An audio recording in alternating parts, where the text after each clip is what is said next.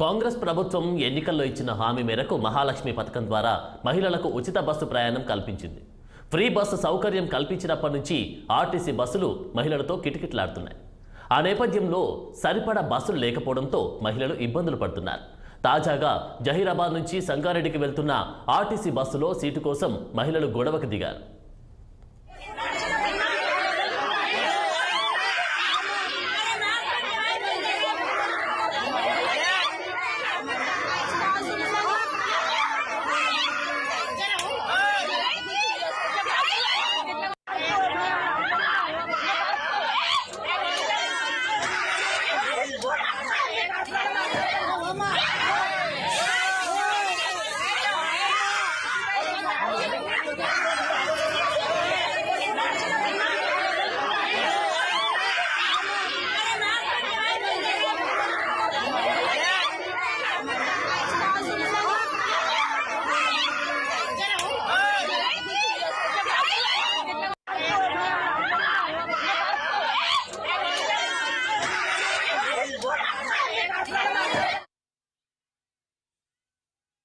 అల్లూరు జిల్లా మోతుగూడెం గ్రామంలో మొసలి పిల్ల